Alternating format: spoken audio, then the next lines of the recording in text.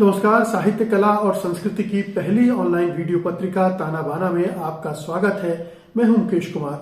दोस्तों, अगर कोई शासक संस्कृति को न समझता हो या उसकी विकृत समझ रखता हो तो वो सभ्यता मूलक चुनौतियों का न तो सामना कर सकता है और न ही सभ्यता की रक्षा कर सकता है। उसका शक्तिशाली होना भी विनाश की आशंकाओं को समेटे होता है। भारतीय सभ्यता के सामने खड़े इस महासंकट की ओर आपका ध्यान खींचते हुए पेश है आज का ताना बाना। आज ताना बाना में आप देखेंगे, क्या साहित्यिक कृतियों की रेटिंग करना सही है? इस मुद्दे पर एक बहस में हिस्सा लेंगे 3 वरिष्ठ साहित्यकार ममता कालिया, वीरेंद्र यादव और प्रियदर्शन। विवेक मिश्र के उपन्यास जन्म जन्मांतर की समीक्षा करेंगे प्रोफेसर अपूर्वा नंद के साथ। इसके अलावा वरिष्ठ कवि अरुण देव से सुनेंगे उनकी कविताएं। वर्ष के अंत में पत्र पत्रिकाओं और न्यूज चैनलों में सर्वश्रेष्ठ 10 कृतियां यानी टॉप 10 बताने की होड़ शुरू हो जाती है। लेकिन सवाल उठता है कि जब हजारों किताबें छप रही हैं तो श्रेष्ठ कृतियों का चयन कौन करता है और कैसे करता है? क्या वे लेखक एवं आलोचक उन तमाम किताबों को पढ़ते हैं और क्या वे राग द्वेष से मुक्त होकर ये फैसला करते हैं? सवाल ये भी है कि ये पूरी कवायद आखिरकार की किस लिए जाती है? क्या पाठकों के लिए या फिर किताबों की बिक्री और प्रचार के लिए? यही वे सवाल हैं जिन पर आज की बहस में हम चर्चा करेंगे और इसमें हिस्सा लेने के लिए हमारे साथ 3 वरिष्ठ साहित्यकार मौजूद हैं। हमारे साथ जानी मानी कथाकार ममता कालिया हैं, वरिष्ठ आलोचक वीरेंद्र यादव हैं और जाने माने पत्रकार एवं लेखक प्रियदर्शन।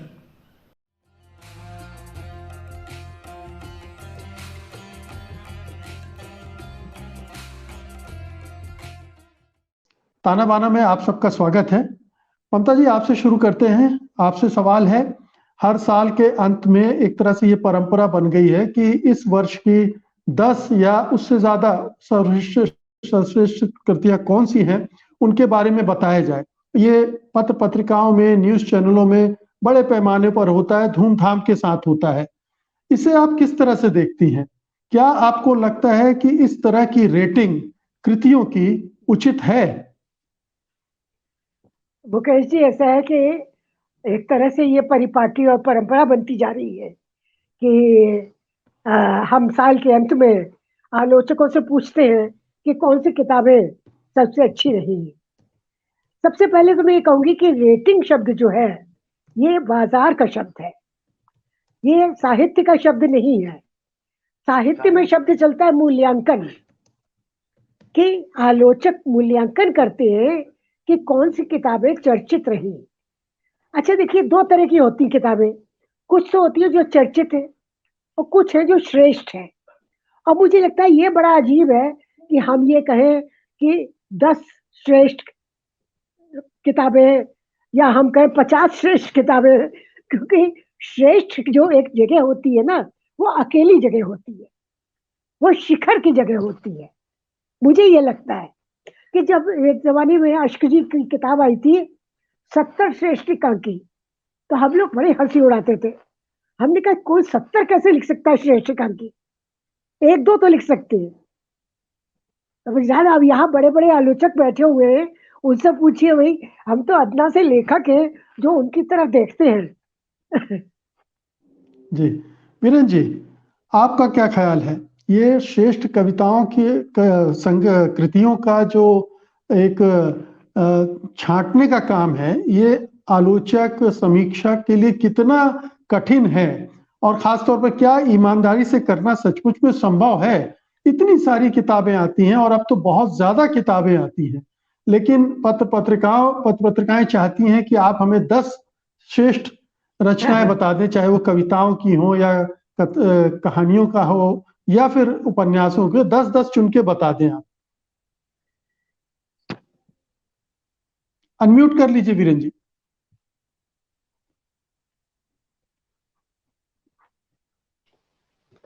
आवाज नहीं आ रही है? नहीं, फिर म्यूट हो गया जी। पत्र पत्रिकाओं द्वारा वर्षांत में ये आकलन किया जाना कि कौन सी कृतियां चर्चित रही हैं या महत्वपूर्ण रही हैं या किनका उल्लेख किया जाए, यह तो उचित है। लेकिन इसका एक कोई आधार या कोई पैमाना होना चाहिए। पिछले कुछ वर्षों में ये हुआ कि कुछ अखबारों ने कुछ प्रकाशकों के साथ जो है गठबंधन करके श्रेष्ठ सूची जारी करनी शुरू कर दी। मुझे याद है कि कुछ वर्ष पूर्व, 4-5 वर्ष पूर्व, हिंदी के एक बड़े अखबार ने 20 कृतियों की भी एक सूची जारी की, जिसमें कि 10 तो कथा की थी और 10 गैर कथात्मक लेखन की थी। मैं उन 20 पुस्तकों की सूची के बारे में दरियाफ्त करने लगा कि ये इसका आधार क्या है, मतलब इसकी बिक्री का आधार है, इसकी जो है गुणवत्ता का आधार है, या इसकी उपलब्धता का आधार है। तो उन 20 पुस्तकों में, यानी नोएडा के ही एक बड़े मॉल में मैंने जाकर के वहां पर पुस्तक के केंद्र पे मालूम किया, तो उन 20 पुस्तकों में सिर्फ एक पुस्तक उपलब्ध थी। तो सवाल ये है कि ये कौन सा आंकड़ा है, ऑनलाइन का आंकड़ा है या कौन सा आंकड़ा है? तो कई बार इसमें घालमेल होता है। तो पता ये चला कि जो फिक्शन की कैटेगरी थी, जो कथा की कैटेगरी थी, उसमें से 10 में से 7 जो किताबें थी वो एक ही नए प्रकाशक की थी, यानी कि उस प्रकाशक के द्वारा उस अखबार का गठबंधन था और साथ उसने अपनी पुस्तकों का नाम उसमें शामिल करा लिया था। तो एक जो बाजार का एक जो अतिक्रमण है साहित्य में, उसने यह सब भी करना शुरू कर दिया है। अब एक दूसरी बात यह है कि पुस्तकों की जानकारी पाठकों तक पहुंचनी चाहिए। वो कैसे पहुंचे? तो जाहिर है कि जो अखबार या जो पत्रिकाएं, मुझे लगता है कि पहले ये परंपरा थी कि आलोचकों से या साहित्यिकों से पूछा जाता था कि पिछले वर्ष आपने कौन सी पुस्तकें पढ़ी या कौन सी महत्वपूर्ण है। यह तो ठीक है। तो देखिए, यह तो आज भी हो रहा है। आज भी इंडियन एक्सप्रेस ने छापा है कि कुछ लेखकों ने कौन सी पुस्तकें पढ़ी, या ओपन मैगजीन ने छापा है। तो यह तो ठीक है कि महत्वपूर्ण लेखकों ने कौन सी पुस्तकें पढ़ी, कौन सी पुस्तकें वो चर्चा की योग्य समझते हैं। लेकिन ये बाजार के नियमों का अनुपालन करके ये 10 श्रेष्ठ पुस्तकों की सूची जारी करना, मुझे लगता है कि इसका न कोई आधार है और न इसका कोई औचित्य है। मतलब पहले समाचार पत्रों में एक वर्षांत में पूरी एक चर्चा होती थी, सारी पुस्तकों की एक सूचना भी होती थी, उसमें जो चर्चित का भी नाम होता था। अब वो अखबारों से, पत्रिकाओं से वो सब गायब हो चुका है।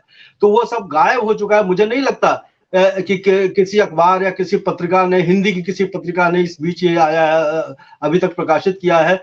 लेकिन अखबारों पत्रिकाओं ने ये काम अगर बंद कर दिया है, तो ये काम अगर ये होना चाहिए, पाठकों तक से सूचना पहुंचनी चाहिए, लेकिन उस सूचना का आधार होना चाहिए। मैं समझता हूँ सबसे अच्छा आधार ये है कि साहित्यिकों से, आलोचकों से ये पूछा जाए कि उनकी नजर में कौन सी कृतियां बेहतर रही हैं और किनकी वो चर्चा करना चाहते हैं। जी प्रियदर्शन जी, एक ये कैटेगरी है बेस्ट सेलर की, जिसमें आप विशुद्ध रूप से किसी किताब की बिक्री की संख्या के आधार पर तय कर देते हैं कि ये बेस्ट सेलर है। वो समझ में आता है, हालांकि उसमें भी भरपूर घालमेल होता है और प्रकाशक बढ़ा चढ़ाकर अपनी कृतियों की संख्या बताते हैं, उसमें भी हो सकता है। लेकिन श्रेष्ठ कृतियों का मामला इस तरह से तय होना कितना खतरनाक है, पाठकों के लिए भी और साहित्य के लिए भी? जो बेस्ट सेलर वाली बात है, उसको हम लोग मान लें कि वो साहित्यिक कृतियों के लिए नहीं, क्योंकि ये हिंदी में पहले भी हम लोग जानते थे, 50 साल पहले भी, कि जो जासूसी किस्म के उपन्यास हैं, जो सामाजिक, जिन पे सामाजिक लिखा होता था, वो सामाजिक उपन्यास प्रेम वाजपेयी के हों, गुलशन नंदा के हों, मनोज के हों, राजवंश के हों, रानू के हों, वो किसी भी समय साहित्यिक कृतियों के मुकाबले ज्यादा पढ़ेगा। लेकिन तब कोई शोर बेस्ट सेलर वाला नहीं मचा था। हम लोग जानते थे कि खूब बिकी हैं कृतियां वो, बल्कि सुरेंद्र मोहन पाठक के वर्दी वाला गुंडा की बिक्री को लेकर बड़े अप्रामाणिक किस्म से 15 करोड़ तक की बात आ गई कि इतनी प्रतियां बिक गई, जो बिल्कुल बाद में मुझे लगा कि जरा भी तार्किक विश्लेषण बताता कि यह संभव नहीं था। तो एक बात तो ये साहित्यिक कृतियों का जो मामला है, देखिए, जब मैं जनसत्ता में था, ये 1996 से 2002 तक के बीच का अरसा है, उन 6 वर्षों में, उसके पहले भी जनसत्ता में वो परंपरा थी, हम लोग किताबों पे बहुत गंभीरता से एक पूरा पृष्ठ दिया करते थे। अब साल में हम लोगों की नजर होती थी कौन सी किताबें आई हैं, किन किताबों की चर्चा हो रही है। चूंकि हम लोग उस पेज से जुड़े हुए थे, हमें पता रहता था कि प्रकाशकों के यहाँ क्या छिप रहा है, और साल के अंत में हम एक मूल्यांकन भी कराते थे अलग अलग लोगों से। उस मूल्यांकन में जो अच्छी किताबें थी उनकी चर्चा होती थी, कुछ पे विवाद होता था। एक मुश्किल ये थी, बाद में मैंने महसूस की, कि ज्यादातर समीक्षकों या आलोचकों की कोशिश ये होती थी कि साल में आने वाली सभी कृतियों के नाम वो डाल दें। उस नाम डालने के चक्कर में, कोई छूट न जाए के चक्कर में, सब धान 22 पसेरी हो जाता था। यानी अगर किसी एक बड़े लेखक की एक कृति है और किसी छोटे लेखक की या कमजोर 4 कृतियां आ गई, तो लगता था कि अरे इनकी तो 4 किताबें आ गई, मूल्यांकन नहीं हो पाता था। लेकिन तब भी मतलब चूंकि आप साहित्य के पेज से, साहित्य के सरोकार से जुड़े थे, लगातार वो कर रहे थे, तो आपके सामने ये सुविधा थी कि आप फिर भी ठीक से चीजों को छांट लें। आज की हालत ये है कि वो नियमित पेज अखबारों में लगभग बंद हो चुके हैं। जहां चल रहे हैं वहां बहुत निराशाजनक हालत है। यानी वो अपनी ओर से कोई श्रम नहीं है कि आप किताबें चुनें, आलोचकों को दें, वो रिव्यू कराएं। बस ये है कि जिस लेखक ने किताब भेज दी, रिव्यू अपनी ओर से भेज दी, वो छप जाती है। कोई शालीन लेखक, कोई गंभीर लेखक ये काम नहीं करेगा, तो उसकी किताब रह जाती है और घटिया किताबों की रिव्यू आती रहती है। रिव्यू क्या, छोटी चर्चा आती रहती है। तो एक तो ये है साहित्यिक अवमूल्यन मीडिया में घटा है। प्रॉब्लम ये है कि हम कैसे जाने कौन सी कृति कैसी है, क्या बिक रही है। इसका इकलौता माध्यम ये, चूंकि इसमें मैं भी शामिल रहा, कई साल मैंने अलग अलग अखबारों या मीडिया के दबाव में, अंग्रेजी हिंदी दोनों में, द वायर के लिए किया एक बार बीबीसी के लिए किया, कि इस साल की अच्छी किताबें कौन सी हैं। बेस्ट सेलर के चक्कर में मैं नहीं पड़ा। लेकिन मेरा अनुभव ये रहा कि अगर आपने, जबकि मैंने बड़े लोकतांत्रिक ढंग से अधिकतम किताबों की चर्चा की संभव से, लेकिन जाहिर है कुछ छूट जाएंगी। अचानक लोग नाराज हो गए कि मेरी किताब छोड़ दी, मेरी किताब छोड़ दी। आलोचना की गुणवत्ता से किसी को मतलब नहीं था। किसी ने नहीं कहा कि प्रियदर्शन तुमने अच्छा लिखा या खराब लिखा। एक ही शिकायत थी कि मेरी किताब छूट गई। तो ये मेरी किताब छूटने का जो मामला था, तो उसके बाद मैंने तय किया कि इसको कोई गंभीरता से लेता ही नहीं है शायद। सबकी नजर पूरी रिव्यू में ये रहती है, पूरी आलोचना में, कि मेरी किताब का जिक्र है या नहीं और उसके बारे में क्या कहा गया है। तब से मैंने तय किया कि ये साल भर की सूचियां बनाने का काम बेमतलब है, कोई इसका वो नहीं है। किसी दबाव में ना आके आप प्रवृत्तियों पे बात कर लें। लेकिन समस्या ये है कि साहित्य की प्रवृत्तियां भी सालाना दर पे नहीं बदलती। आप कुछ बड़ी घटनाओं की चर्चा कर सकते हैं जिनपे कुछ निशान मिलते हैं। जैसे इस साल अगर माने तो बुकर मिला गीतांजलि श्री को एक बड़ी घटना हुई, सलमान रुश्दी पे हमला हुआ, ये एक बड़ी प्रवृत्ति की ओर इशारा है। तो इस तरह की चीजों पे आप चर्चा कर सकते हैं। लेकिन जहां किताबों और उनकी चर्चा पे आप उतरते हैं, लेखक आप पे टूट पड़ते हैं कि छोड़ दिया वो क्यों ले लिया। मुकेश जी। जी, तो ममता जी, यहाँ एक सवाल उठता है कि एक आलोचक, एक समीक्षक कितनी किताबें पढ़ेगा, कितनी किताबों पर उसकी नजर जाएगी और उसमें से वो श्रेष्ठ चुन के 10 बता देगा कि ये 10 इस साल की श्रेष्ठतम कृतियां हैं। क्या ये बहुत सारे लेखकों, कवियों, रचनाकारों के साथ अन्याय भी होता होगा? क्योंकि आपने तो अपने तय बेहतर ही काम किया है, लेकिन इस प्रक्रिया में चूंकि ये फॉर्मेट है टॉप 10 का, वो इस तरह से एक तरह से अन्याय परक हो जाता है। इसको किस तरह से देखा जाए लेखकों के लिए? मुकेश जी, ऐसे है कि ये बड़ा कई स्तरों वाला प्रश्न है, क्योंकि इसमें एक तरफ तो ये है कि आज बहुत बड़ी संख्या में लोग लिख रहे हैं, तो लेखन में बहुलता आ गई है। और सोशल मीडिया के आने के बाद ये हो गया है कि आप प्रकाशक के भी मुखापेक्षी नहीं हैं। आप अपनी वॉल पर जो मर्जी लिख सकते हैं। लोग 1-1 किलोमीटर लंबी पोस्ट लगा देते हैं, क्योंकि वो जानते हैं कि और कहीं ना पढ़े कोई, यहाँ तो पढ़ लेगा। तो देखिए, एक तरफ तो चर्चा में आने के लेखक के पास बहुत सारे रास्ते खुल गए हैं। फिर किताबें भी छपने लगी हैं, शौकिया प्रकाशक बहुत हो गए हैं। पेशेवर प्रकाशकों को इस समय शौकिया प्रकाशक मारे डाल रहे हैं। तो अब धीरे धीरे ये हो गई है कि एक तरफ किताबों की भी बहुलता हो गई है, और मुझे लगता है इस समय सबसे कठिन काम आलोचक और समीक्षक का है, क्योंकि आलोचना को लोगों ने ऐसे ही समाप्त कर दिया है जैसे कि राजनीति में विपक्ष को समाप्त किया जा रहा है कि आलोचना किसी ने की, उसके पीछे पिल जाते हैं कि मेरा नाम क्यों नहीं लिया, अरे मेरी किताब में इतनी श्रेष्ठ बातें हैं।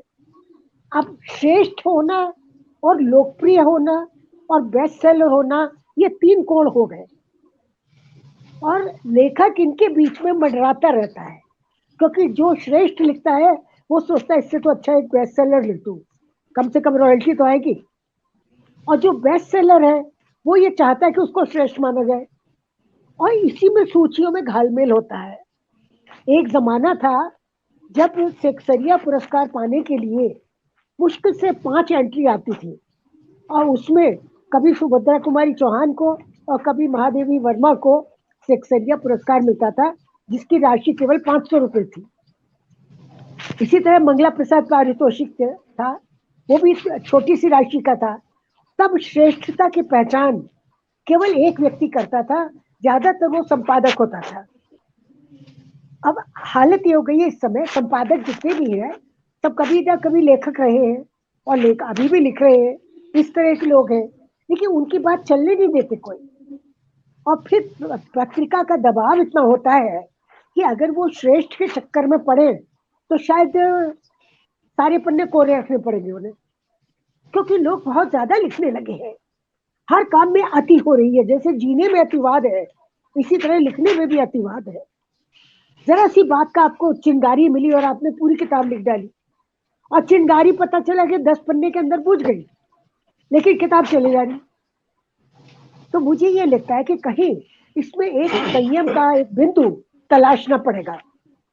वो संयम का बिंदु जो है वो लेखक को भी तलाशना चाहिए और प्रकाशक को भी, क्योंकि प्रकाशक इतनी टाइटल्स छाप देता है एक साल के अंदर, अब फिर उनको खपाने की कोशिश करता है, फिर वो अखबारों में दौड़ लगाता है, अखबारों के रिपोर्टर्स के यहाँ दौड़ लगाता है वो। तो आप ये देखिए, ये सारा का सारा खेल ऐसा है, इसमें सृजन और प्रकाशन और बाजार 3 चीजें मिल गई है, और जरूरी नहीं कि हर अच्छी किताब बेस्ट सेलर बन के निकले। ये एक बिल्कुल अलग मैदान है। मुझे लगता है कि हर आदमी हर मैदान का खिलाड़ी नहीं हो सकता है। लेखक को भी इस बात से संतोष करना चाहिए।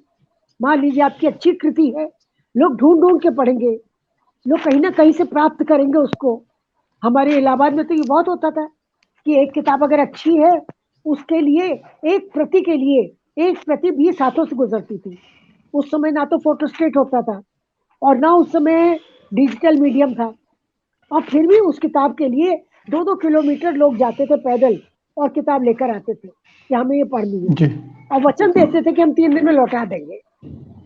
तो देखिए, श्रेष्ठता वहां तय हो सकती थी। आज आपके लिए श्रेष्ठता शब्द जो है धीरे धीरे संदिग्ध होता जाता है। बिल्कुल। तो वीरेन जी, ये जो बात है कि लेखक को भी अपना संयम रखना चाहिए, लेकिन हम ये जानते हैं कि ये रेटिंग सिस्टम जो है एक बहुत बड़ा हथियार है, चाहे वो बाजार का हथियार हो या फिर अगर पत्र पत्रिकाओं और न्यूज चैनलों को देखें तो वो भी अपनी एक सत्ता बनाते हैं इसके जरिए।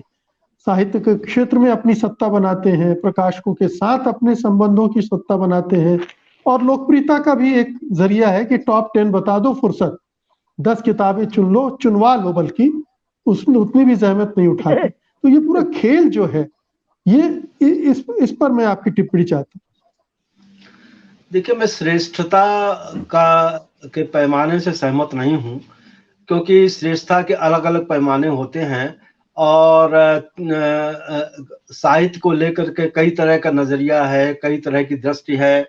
कुछ लोगों के लिए आस्वादपरक जो कृति है और वो श्रेष्ठ हो सकती है, कुछ के लिए ये है कि समाज के ज्वलंत मुद्दों को लेकर के है जो कृति लिखी गई है, तो सवाल यह है कि साहित्य के प्रति नजरिया क्या है, आस्वादपरक नजरिया है या समाज सम्मत नजरिया है। इसलिए कोई एक पैमाना तो हो नहीं सकता है, लेकिन मैंने जो बात पहले कही थी कि कठिनाई ये है कि एक समूचे वर्ष में इतनी पुस्तकें अलग अलग विधाओं की आ रही हैं, तो एक आकलन कर पाना, एक पैमाने से चीजों को कर पाना, ये बहुत कठिन होता है। होना ये चाहिए कि जो साहित्यिक पत्रिकाओं की जो भूमिका होती है, वो साहित्यिक पत्रिकाएं अपना भूमिका का निर्वहन नहीं कर रही हैं, पत्रिकाओं की संख्या भी कम हो गई है, तो पाठकों तक, यानी जो गंभीर पाठक हैं, उन गंभीर पाठकों तक भी साहित्य की जानकारी नहीं हो पाती है। तो गुणवत्ता की बात तो छोड़ दीजिए, श्रेष्ठता का पैमाना भी छोड़ दीजिए। मैं समझता हूं जाता रहा है, इसलिए आज एक समस्या इस बात की है कि किताबें प्रकाशित हो रही हैं, लेकिन किताबों के और पाठकों के बीच में एक दूरी बनी हुई है। तो इस अंतराल को कैसे पाटा जाए, श्रेष्ठता बात की बात है। पहले यह है कि जो 10 की सूची या 15 की सूची, ये जो सूचियां जारी हो रही हैं, इनका कोई आधार नहीं है। तो जब कोई आधार नहीं है और हर प्रकाशक जो है अपनी पुस्तकों को श्रेष्ठ करार देने के लिए बेचैन है, तो एक ऐसी स्थिति में मैं समझता हूं कि जो गंभीर किस्म के जो आलोचक हैं और ये हैं, तो वो जो जिन कृतियों पे उनकी निगाह है, जिन कृतियों को वो पढ़ते हैं, उनकी चर्चा हो, और इसमें प्रकाशक, पत्रिका और आलोचक या लेखक, इनके बीच में एक जो है एक रिश्ता बनना चाहिए कि मतलब पुस्तकों पर चर्चा का, पुस्तकों के बारे में जानकारी का, क्योंकि इस सारी प्रक्रिया में पाठकों का नुकसान हो। 10 की सूची जारी हो गई, अब मालूम ये हुआ कि उस 10 की सूची में जो वास्तव में जो श्रेष्ठ कृति है वो नदारद है, उसका उल्लेख ही नहीं है। तो पाठकों के बीच में गलत सूचना भी जाती है कि हिंदी साहित्य में अगर यही श्रेष्ठ कृतियां हैं, जो कि वास्तव में होती नहीं है। मतलब कुछ वर्ष पूर्व कुछ ऐसी कृतियों के नाम आ गए जो उसके बाद में कहीं उसकी चर्चा नहीं है, कोई उन कृतियों को जानता भी नहीं है।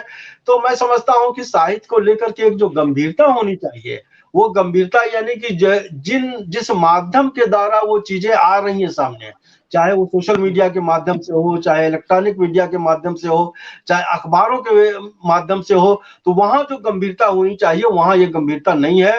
ये दुर्भाग्यपूर्ण स्थिति है।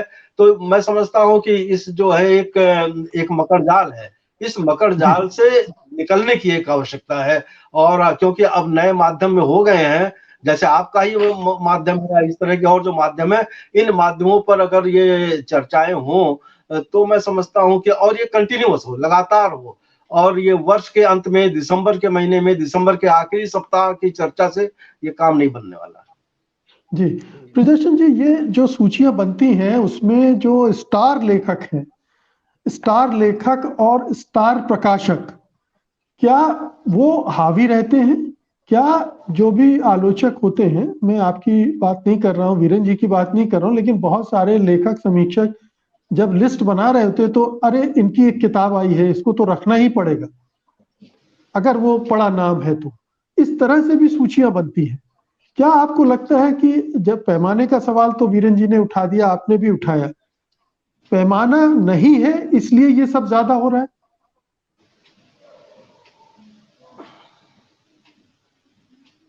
प्रियदर्शन जी आप अनम्यूट कीजिए। हाँ, देखिए ये सच है कि अब तो आलोचकों को, प्रकाशकों को आलोचकों की जरूरत भी नहीं। जो बड़े समझदार प्रकाशक हैं, जिनका सारा ध्यान कारोबार पे रहता है, वो अखबारों में अपनी कृतियां या पत्रिकाओं को अपनी किताबें नहीं देते हैं। उनको मालूम है कि उन रिव्यूज से कुछ नहीं होना है। आजकल सोशल मीडिया पे एक बड़ा घपला जो चलता है कि तमाम तरह की वेबसाइट्स आ गई और तमाम तरह के ऐसे पोर्टल आ गए हैं जिसमें दुनिया भर की रचनाएं, वो अब अपनी सूचियां जारी करते हैं, उसके आधार पर बताते हैं कि हमारे 100 सबसे अच्छे लेखक।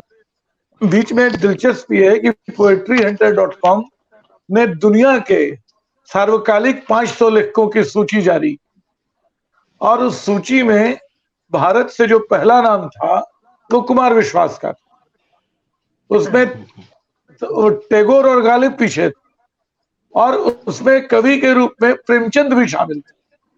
तो मामला ये है कि आपने सर्च ये किया कि नेट पे कि किसको कितनी बार सर्च किया गया।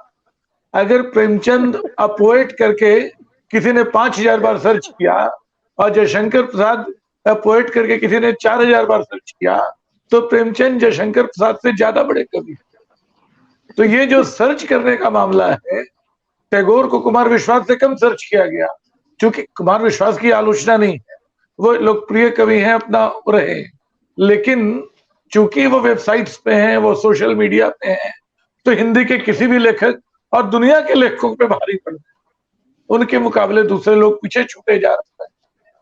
तो एक तो सोशल मीडिया ने ये जो बहुत घपलेबाज किस्म की पुस्तक चर्चा शुरू की है, और जिसमें पाठक लोग बिल्कुल अनजान होते हैं, उससे बड़ा खतरा है। जहां तक पत्रिकाओं का सवाल है, पत्रिकाओं में आलोचना संस्कृति बिल्कुल नष्ट हो चुकी है। मतलब मैं उन लोगों में हूं जो समकालीन कृतियों पे शायद सबसे ज्यादा लिखते हैं, लेकिन पिछले 10 साल में शायद ही 1 या 2 पत्रिकाओं ने अपनी ओर से कहा होगा कि आप इस किताब पे लिख दीजिए। ज्यादातर लेखक रहे कि आप मुझे लिख के दे दीजिए, हम छपवा लेंगे। तो ये जो चलन है, कोई शालीन लेखक ममता जी मुझे नहीं बोलेंगी कि प्रियदर्शन मेरी किताब पे लिख दो, मैं छपवा लूंगी, लेकिन कोई समता जी जरूर बोलती हैं कि आपने नहीं लिखा, मैं तो छपवा लेती। तो ये जो संकट है, पूरी आलोचना संस्कृति, पूरी रचना संस्कृति एक तरह के संकट में है, और उसमें निश्चित तौर पे कुछ दोष हम लोगों का भी है, क्योंकि जितना रचनाओं पे लगातार नजर रखनी चाहिए वो वाकई संभव नहीं। इतनी सारी किताबें आ रही हैं, हम लोग अधिकतम, मैंने एक बार एक हिसाब लगा के बताया कि आप लगातार पढ़ते रहे किसी कृति को गंभीरता के साथ, साल में 20 कृतियों से ज्यादा आप नहीं पढ़ सकते हैं, जबकि मेरे पास कम से कम 150 किताबें आ जाती हैं। तो कैसे करेंगे मूल्यांकन और कहाँ करेंगे मूल्यांकन, मुकेश जी? बिल्कुल, ये तो बड़ा सवाल है ही। लेकिन ममता जी, अंत में एक छोटी सी आप तीनों से मैं राय चाहूंगा कि क्या किसी तरह की रेटिंग होनी भी चाहिए या नहीं होनी चाहिए, क्योंकि रेटिंग एक माध्यम भी बन जाता है पाठकों का ध्यान खींचने का कुछ कृतियों के तरफ, और उनको खरीद के पढ़ने की तरफ भी उनको प्रोत्साहित करते हैं। तो रेटिंग सिस्टम का एक जो सकारात्मक पक्ष है वो ये भी है। तो सवाल ये है कि रेटिंग सिस्टम को पूरी तरह से खत्म हो जाना चाहिए या कोई विश्वसनीय एक व्यवस्था कायम होनी चाहिए जो दर्शकों को, पाठकों को किताबों के बारे में सही जानकारी इस तरह से भी दे साल के अंत में। जी हाँ, बिल्कुल ऐसा है कि जैसे साल भर तक बच्चा स्कूल में पढ़ता है, उसके बाद परीक्षा होती है और एक रैंक मिलता है उसको, फर्स्ट आया कि सेकंड आया। मुझे लगता है कि आप जब साल भर लिखते हैं या साल भर में एक किताब लिखते हैं और इतने लेखक लिख रहे हैं जब, तो कहीं ना कहीं कोई तो एक दर्जा डाला जाएगा और पाठकों को कैसे सूचित किया जाएगा कि ये पुस्तकें प्रकाश में आई और ये पढ़ने योग्य है। क्योंकि देखिए 10 या 20 की सूची से पूरा हिंदी जगत कवर नहीं होता। हिंदी जगत में तो मुझे लगता है कि हजारों की संख्या में किताब आती है एक साल के अंदर। तो कोई हल्का सा एक रेटिंग सिस्टम तो डालना पड़ेगा, ग्रेडिंग सिस्टम या रैंकिंग सिस्टम। लेकिन ज्यादा अच्छा ये हो कि ये पढ़े लिखे लोगों के हाथ में आए, जो पढ़ते हैं, जो वास्तव में पुस्तक को पढ़ते हैं। और मैं ये मानती हूँ कि एक बार फिर से आलोचक को थोड़ा सा अपने को एसर्ट करना चाहिए। आलोचक इधर मैं देखती हूँ कि बहुत विमुख हो गए हैं इस बात से, क्योंकि इसमें तमाम तरह के और लोग आ गए हैं। कहीं वो रैंकिंग सिस्टम शुरू कर रहे हैं अपना वेबसाइट के ऊपर, और कहीं सोशल मीडिया में रैंकिंग आ रही है, और दूसरे लोग कह रहे हैं अरे मेरा रैंक तो 108वां है और उससे बहुत कमतर लेखक जो है वो टॉप पर है। तो ये अपने आप में लेखक के लिए भी बहुत डिमोरलाइजिंग है ये काम।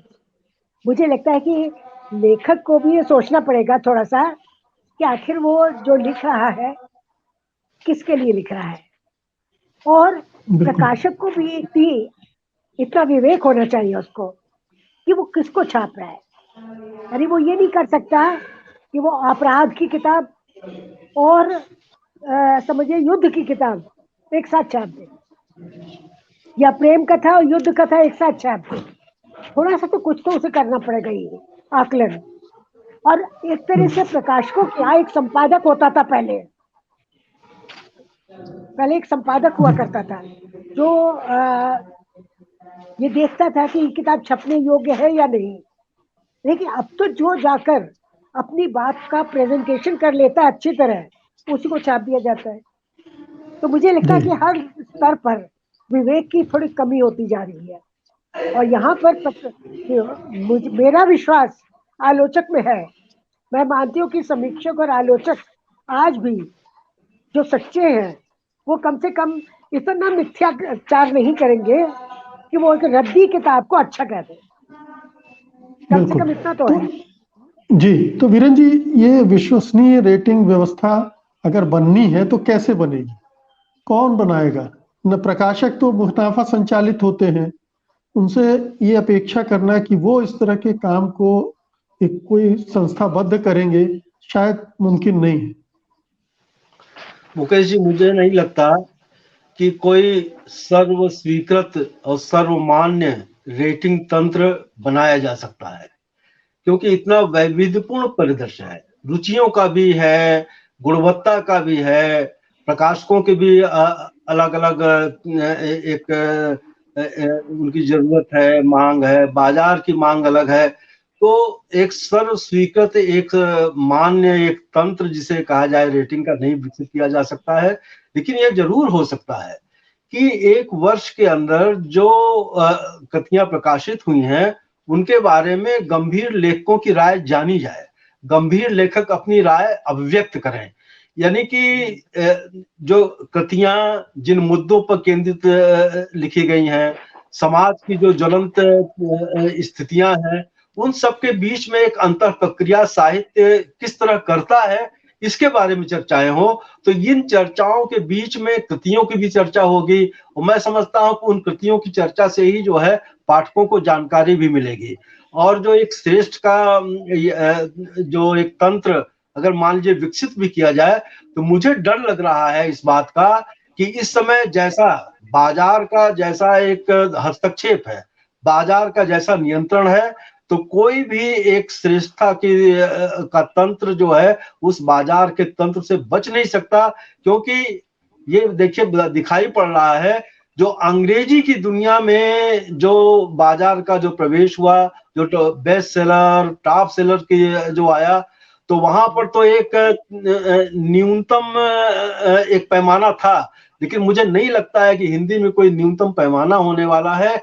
इसलिए साहित्य की जो गंभीर पत्रिकाएं हैं, जो साहित्य के गंभीर ऑनलाइन प्लेटफॉर्म हैं, उन प्लेटफॉर्म पर साहित्य को लेकर के गंभीर चर्चा हो, कृतियों को लेकर के चर्चा हो। और मैं बहुत आश्वस्त नहीं हूं कि टॉप 10 की या रेटिंग लिस्ट का कोई तंत्र विकसित हो पाएगा। तो इस तंत्र से मुक्ति पा ली जाए तो वही बेहतर है।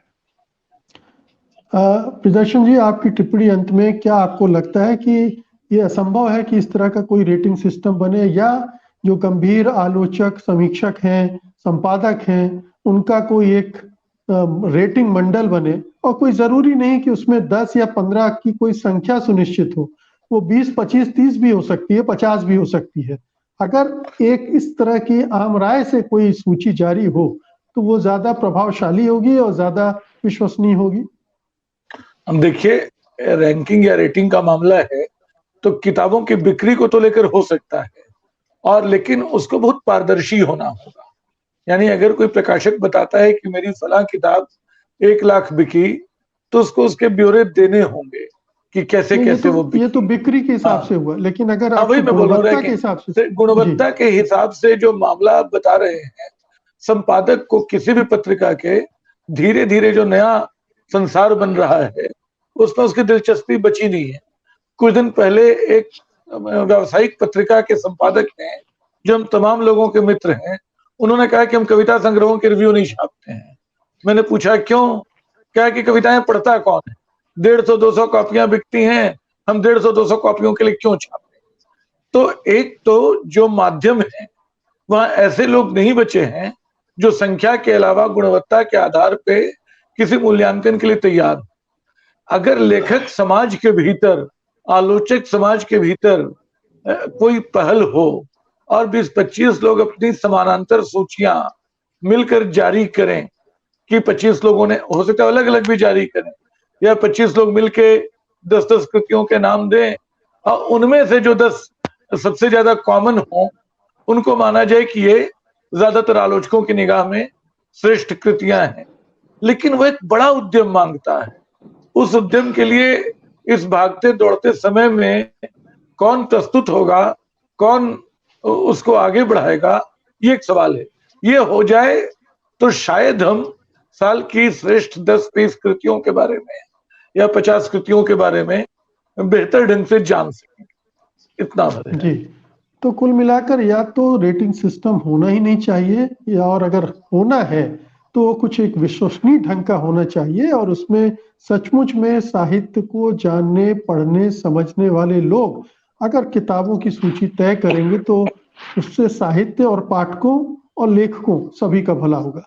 बहुत बहुत शुक्रिया आप तीनों मेहमानों का आज की चर्चा में हिस्सा लेने के लिए। धन्यवाद, नमस्कार। जन्म जन्मांतर जाने माने कथाकार विवेक मिश्र का दूसरा उपन्यास है।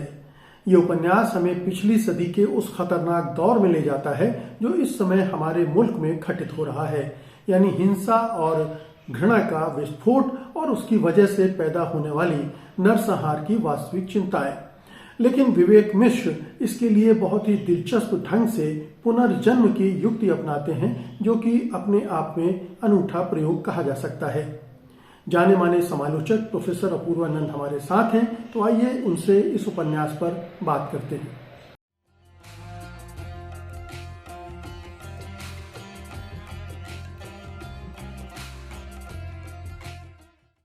ताना बाना में आपका स्वागत है अपूर्वानंद जी।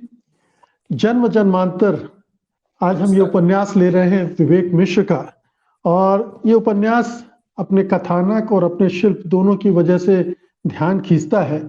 मैं पहले आपकी टिप्पणी चाहता हूं कि मोटे तौर पर आपने इस उपन्यास को पढ़ते समय क्या महसूस किया? सबसे पहले तो मुझे यह लगा, पहले मैं विवेक मिश्र को बधाई देना चाहूँगा जन्म जन्मांतर इस उपन्यास के लिए, जो सामयिक प्रकाशन से प्रकाशित है। और इस उपन्यास को पढ़ते समय, और अगर याद हो, हालांकि 2 महीने का अंतराल हो गया हम लोगों की बातचीत में, लेकिन इस साल हमने कई उपन्यास, कथा संग्रह इनको पढ़ा है और उन पर आपस में बातचीत की है। और एक चिंता जो हर कथाकार की या कवि की भी दिखलाई पड़ती है, विशेषकर उपन्यासकार और कथाकारों की दिखलाई पड़ती है, वह चिंता भारतवर्ष का अभी का सामाजिक परिदृश्य है, जिसमें घृणा और हिंसा उसका प्रमुख उसका स्वभाव बनती जा रही है। और वह भी घृणा और हिंसा एक समुदाय विशेष के विरुद्ध, या स्पष्ट कहें तो मुसलमानों के खिलाफ, ईसाइयों के खिलाफ बनती जा रही है। यह जो स्वभाव है राजनीति का, इसको जिस शब्द से परिभाषित करने का प्रयास किया जाता है वह फैसिज्म है। तो प्रायः हमने जितने उपन्यास और दूसरे कहानी संग्रह देखे हैं, उनमें यह बात घूम फिर कर आती रही है, और यह बहुत महत्वपूर्ण है। इस उपन्यास में भी, जन्म जन्मांतर में भी, चिंता का विषय यही है, चिंता के केंद्र में, कि हमारे समाज का स्वभाव क्यों बदल रहा है, और इसमें घृणा और हिंसा कैसे प्रवेश कर रही है, और वह परिभाषित कर रही है अब हमारे समाज को, विशेषकर हिंदू समाज को ये बात कहनी चाहिए।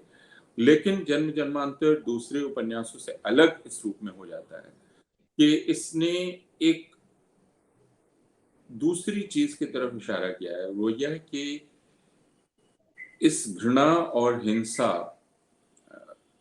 के मूल में स्मृति है, और यह स्मृति कैसे अपनी भूमिका अदा करती है, किस तरह यह स्मृति हमें बदलती है, यह स्मृति कैसे काल्पनिक स्मृति होती है। कुछ चीजें जिनको हम याद करना चाहते हैं, ये याद करने लगते हैं, और उसके बाद हम एक घृणा के चक्र में फंस जाते हैं। तो यह जो स्मृति वाला तत्व है, जो इस उपन्यास में इस उपन्यास ने जिसकी तरफ इशारा किया है वह बहुत महत्वपूर्ण लगा मुझे। दूसरे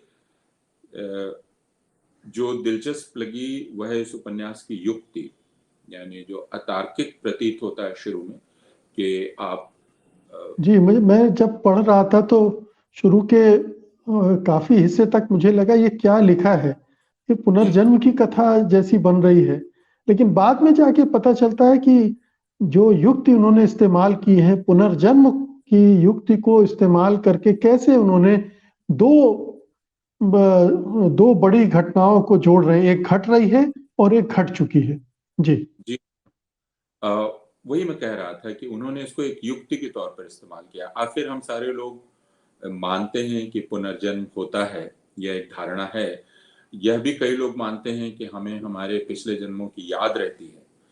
तो उसको अगर एक सर्जनात्मक तरीके से इस्तेमाल किया जाए, जो इसमें इन्होंने कहा भी है कि कोई भी चीज, कभी कोई भी बात लुप्त नहीं होती, वह हमेशा मौजूद रहती है। अगर आप ऊर्जा को भी देख लें तो ऊर्जा के रूप में हर चीज, ऊर्जा का रूप बदल जाता है, तो ऊर्जा नष्ट नहीं होती है, वह अनश्वर है। उसी प्रकार स्मृति के बारे में कहा जा सकता है कि वह कभी खत्म नहीं होती, कोई नष्ट नहीं होती।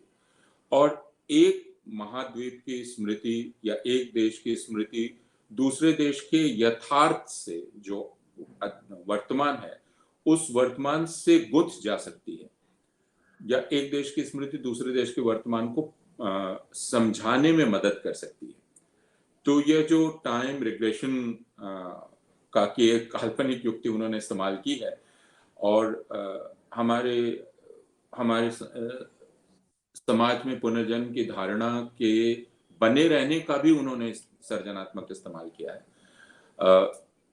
और उससे अपनी बात कही है। यानी यह कि भारत में जो हो रहा है उसे आप पिछली शताब्दी के 20, 30, 40 के दशक के यूरोप में देख सकते हैं, आप जर्मनी में उसको देख सकते हैं। तो यह बात लेखों में लिखी जाती रही है कि जो कुछ भी भारत में हो रहा है उसको देखते हुए 30 के दशक का की जर्मनी की याद आ जाती है। लेकिन एक उपन्यास इस बात को कैसे कह सकता है? जन्म जन्मांतर इसका उदाहरण है कि भारत का एक चरित्र स्वयं को देखने लगता है एक यूरोप के एक चरित्र के रूप में, और एक दूसरा चरित्र है जो मानने लगता है, यह जानते हुए कि यह झूठ है, कि वह एक दूसरा चरित्र है जिसको इसने मारा है। और अब दोनों आमने सामने खड़े हैं, और वह जो पिछले जन्म में किया था, यानी एक जिसने हत्या की थी, वह अपनी हत्या पर शर्मिंदा है, और जिसकी उसने हत्या की थी वह उसका घनिष्ठ मित्र है और वह उसके सामने खड़ा है। तो कैसे समाधान होगा? तो यह मुझे बहुत विवेक मिश्र का ये जो प्रयास है, मैं ये नहीं कहूंगा कि यह पूरी तरह से सफल हो गया, लेकिन यह करने की कोशिश उन्होंने की है, और इसमें जो कलात्मक श्रम उन्होंने लगाया है, यही बहुत सराहनीय है। जी बिल्कुल, इसको संभालने में बड़ा चुनौतीपूर्ण ये शिल्प है। एक तरह से देखा जाए, आप एक सस्पेंस के साथ शुरू करते हैं, फिर मनोविज्ञान में उतरते हैं पात्रों के, और मनोवैज्ञानिक ढंग से उनको कनेक्ट करते हैं, विभिन्न पात्रों से जोड़ते हैं, विभिन्न घटनाओं और स्थलों से जोड़ते हैं। तो ये एक चुनौती मैंने इसमें देखी है। थोड़ा सा कथानक को और हमारे दर्शकों के लिए थोड़ा सा अगर आप खोल कर बता सकें कि कैसे जो घटनाएं हमारे यहाँ घट रही हैं वो किस तरह से 100 साल पहले किसी दूसरे महाद्वीप में घटी घटना से मिलान कर रही है, और इसका जो लेखक है वो उनको जोड़कर देख पा रहे हैं। अब इसके जो चरित्र हैं उन्हें आप देख लें। डॉक्टर व्योम इसके एक चरित्र हैं, और दूसरा चरित्र डॉक्टर व्योम का मित्र है सीतेश, और फिर डॉक्टर व्योम और इन दोनों की पत्नियां हैं जो सामने हैं, और फिर डॉक्टर व्योम की जो सहायिका है रूबी, वह है व्योम एक सरकारी अस्पताल में डॉक्टर हैं और निलंबित हो चुके हैं, और अपना क्लिनिक खोला है उन्होंने, और अचानक क्लिनिक से लौटते समय उनकी उनकी मुठभेड़ एक व्यक्ति से होती है जिसके गले में छुरा मारा गया है और वे अपनी क्लिनिक में ले आते हैं बिना पुलिस को खबर किए हुए। इस वजह से ही उनका निलंबन हुआ है, पहले प्रक्रिया का पालन न करने की वजह से। ये जोखिम फिर वे उठाते हैं और जब वे अचानक देखते हैं कि अरे ये तो उनका मित्र देश है जो जिससे संपर्क उनका छूट गया था, और फिर वे रूबी को बुलाते हैं और उसे अपनी कहानी सुनाते हैं, सीतेश और अपने रिश्ते के बारे में। और यह सीतेश है जो वह व्यक्ति है जो टाइम रिग्रेशन में जाता है और उसकी जो पार्टनर है या उसकी पत्नी है मिली, उसके साथ वह यह काम करता है और वह एक अपराध बोध से ग्रस्त है। वह अपराध बोध से ग्रस्त यह है कि वह एक ऐसा व्यक्ति है जिसने हत्या की है एक जर्मन व्यक्ति की, नहीं, उसने हत्या की है एक ब्रिटिश व्यक्ति की और वह जर्मन है, जर्मन सेना सिपाही है और उस अपराध बोध से वह ग्रस्त है और उससे निकलना चाहता है। तो वह एक प्रयोग है जिसमें वो समय के पीछे जाता है, जिसमें उसकी पत्नी मिली भी शामिल होती है और उसमें यह कहानी है कि कैसे उसके और मिली का रिश्ता सामाजिक रूप से स्वीकार्य नहीं है और इस वजह से वे जगह बदल बदल के रहते हैं। और इसी क्रम में व्योम का साला या व्योम की पत्नी का साला एक ऐसा व्यक्ति है जो एक कट्टरपंथी संगठन से जुड़ा हुआ है और वो इस प्रकार के लोगों की सूची बनाता है जो सामाजिक उसके रूप से सामाजिक परंपराओं का उल्लंघन कर रहे हैं और उनको निशाना बनाता है। तो यह एक तनाव पैदा करता है इस उपन्यास में कि डॉक्टर व्योम के परिवार में ही यह है। और यह इसलिए बहुत महत्वपूर्ण है कि आजकल यह भी चर्चा हम सारे लोग करते हैं कि हमारे परिवारों में ऐसे लोग हैं जो मुसलमानों से घृणा करने और उनकी हत्या करने में विश्वास करते हैं। फिर आप वो पारिवारिक संबंध कैसे चलाएंगे? तो यह डॉक्टर व्योम का एक तनाव है कि वह आखिर अपनी पत्नी और अपने साले के साथ और फिर यह मित्र जो एक अपराध बोध से ग्रस्त है कि उसने हत्या की है, लेकिन खुद उसका जो जीवन है वह जीवन उसको खतरे में डालता है क्योंकि उसको लगातार घर बदलना पड़ता है और वह निशाने पर है और उसने देख लिया है कि उसके साले ने जो सूची बनाई है उसमें उसके मित्र का नाम है, उसके मित्र और उसकी पत्नी का नाम है। तो अब यह पारिवारिक रिश्ता कैसे चलेगा पत्नी और साले से जो उसके मूल्य के विरुद्ध है? और यह प्रश्न हम लोगों के समक्ष भी रहता है कि अचानक आपको खाने के टेबल पर यह पता चलता है कि आपका एक घनिष्ठ रिश्तेदार मुसलमानों पर हुए हमले में शामिल था। फिर आप क्या करेंगे? क्या आप डाइनिंग टेबल से उठ जाएंगे, आप उसके साथ तोड़ लेंगे, आप क्या करेंगे? वह रिश्ता आप चलाएंगे कैसे? यह एक सवाल है।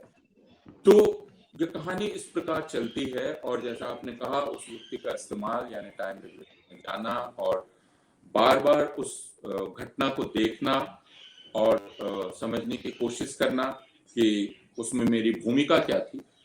तो एक तरह से सीतेश जो खुद को अपराधी मानता है वो उस अपराध का प्रायश्चित करना चाहता है और इस खेल में शामिल होता है व्योम जो कि बाद में खुलता है बिल्कुल अंत में, यह मानते हुए कि सीतेश जिस टाइम रिग्रेशन की मेथड को इस्तेमाल कर रहा है वह अवैज्ञानिक है, लेकिन यह जानते हुए भी वह उसमें शामिल होता है ताकि वह उसको उसके अपराध बोध से छुटकारा दिला सके और वह उस चरित्र में बदल जाता है जो चरित्र उस डॉक्टर का है जिसकी हत्या पिछले जन्म में एक जर्मन के रूप में सीतेश ने की है।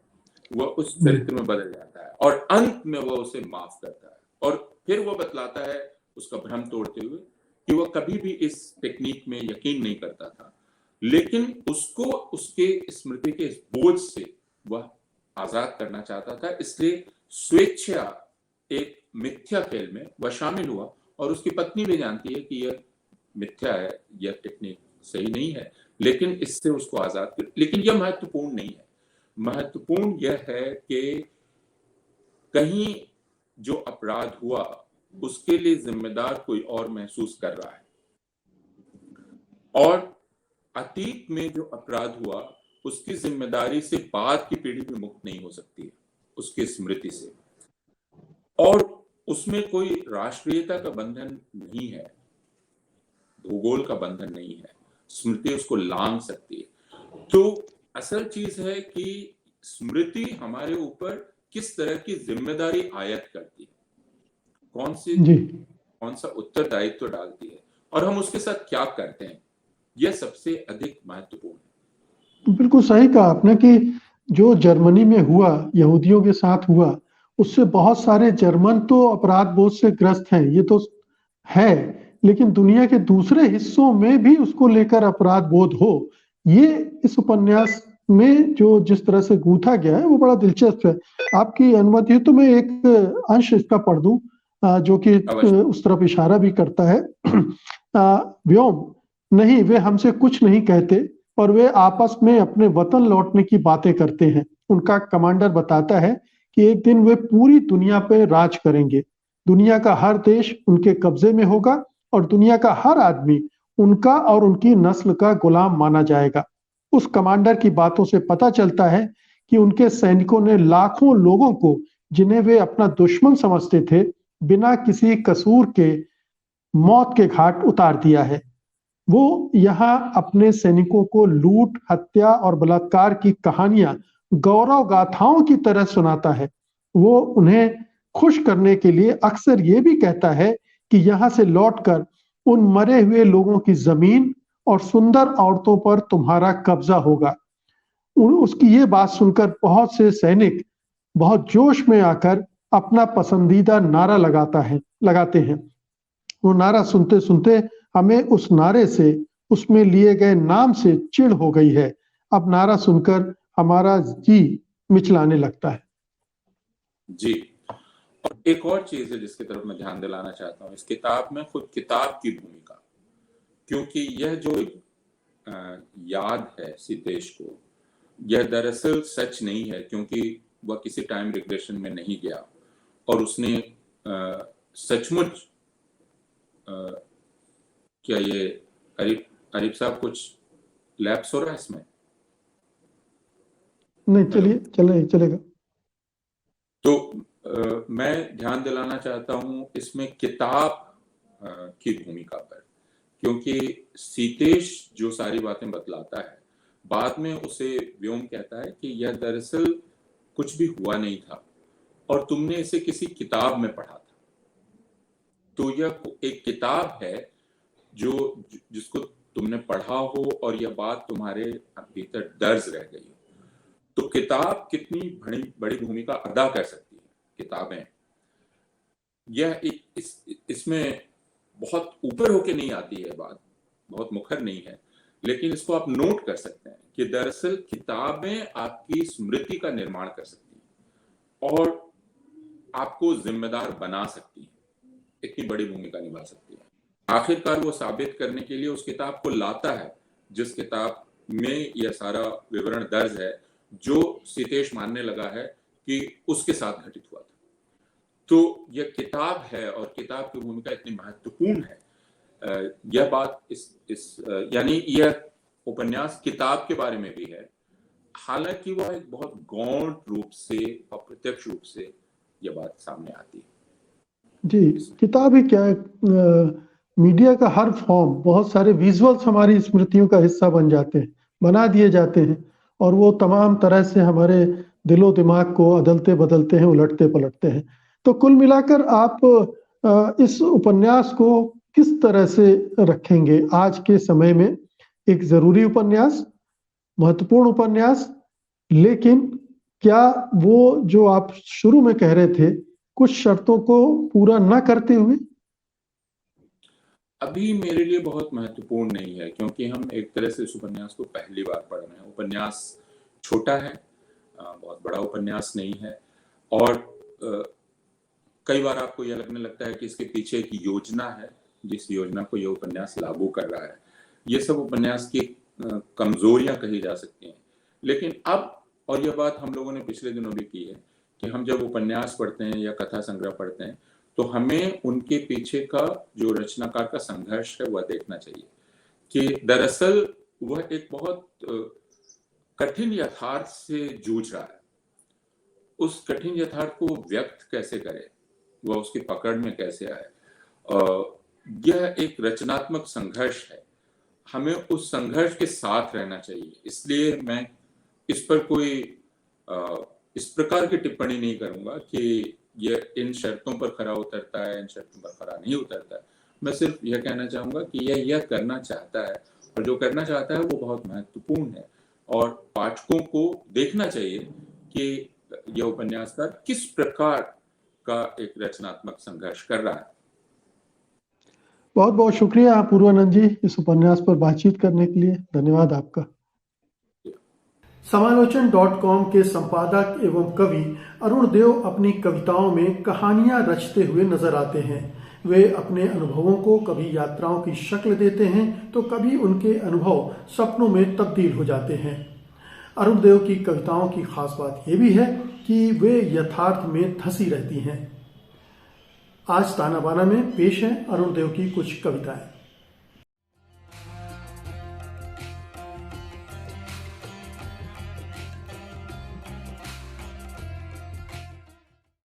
प्रेम का कद। तुम्हारे साथ मैं कभी हील वाली सैंडल नहीं पहन सकूंगी। स्लीपर पहने साथ चलती हुई उसने कहा। उसका कद मेरे बराबर था। हमारी मुलाकात ट्रेन में हुई। उसके पास अपनी बर्थ नहीं थी और मैं आरएसी पर था। यात्राएं मंजिल ही नहीं अनजान मित्रताओं तक भी चली जाती हैं। अनिश्चितताओं के गोपन से होती हुई अप्रत्याशित पर अटक जाती हैं। सिलसिला एक और चल निकला। हॉस्टल बॉय खास समय पर लगभग रोज ही आवाज़ देता, रूम नंबर 315। तब मोबाइल नहीं पैदा हुए थे तो अभी यहाँ नहीं चल रहे थे। वह हाथ से लिखे पत्रों वाले प्यार का समय था। स्लॉट बुक कराकर एसटीडी पर बात करने के इंतज़ार का समय था। ट्रेनें अपना रास्ता बदल लेती और पहुंच जाती उसके शहर। पत्र पक्षियों की तरह मंडराते रहते उसके आसमान में। धीरे से उसकी खिड़की पर बैठ जाते। सपने में भी जलती बुझती रहती उसकी हॉस्टल की गली। उसके कमरे की मध्यम रोशनी समुद्र में भटक गए नाव की आखिरी उम्मीद थी। भग्न भवनों, चित्रों और मूर्तियों के नीचे पनपने और बढ़ने लगी थीं बेलें। महकती हुई वे चढ़ आती नींद की दीवारों पर। खंडहरों की भूरी ईंटों पर टिकाई मैंने उसकी कमर और अशोक के फूलों से भर दी देह। हमने बरसात में भीगी सड़कें पार की। हमने तलाशी ऐसी जगहें जहां सुख से मरा जा सकता था। कैलेंडर के कुछ दिन रहस्य में लिपटे रहते। वे दुनिया से छिपकर सिर्फ दो लोगों के बीच व्यतीत होने के लिए ही उदित हुए थे। हमारे नाम न जाने क्या क्या थे। हमारा रिश्ता बदलता रहता। वह लड़की के अनजाने भविष्य का समय था। अपने को हौसला देती, कहती जाने से पहले छोड़ जाना अपनी देहगंध। वह लड़के के खुद मुख्तार होने का समय था। वह मंसूबे बांधता, बेचैन दिन और उम्मीदी रातों के साथ लौटता। दोनों के बीच अनकही धूप बिखरी रहती। साथ होना ही जैसी कोई भाषा हो। जैसे हर यात्रा की मंजिल होती है। वह मंजिल भी आ गई। उस दिन वह हील वाली सैंडल पहनकर लड़के के साथ आखिरी बार चली। मृत्यु श्रृंखला की कुछ कविताएं पढ़ना चाहूँगा मैं। मन यंत्रणा के अंधे कुएं में डूबता उतराता है। अब कर्मों के पन्ने एक एक कर खुलते हैं। कोई बाँचता है उन्हें जोर जोर से। छल का उष्ण जल छलकता है। किसी मोड़ पर गुम हो गई कायरता की पीठ नग्न लौटती है। घात का रक्त हथेलियों से फूटता है। देह बिलखती है मृत्यु के लिए।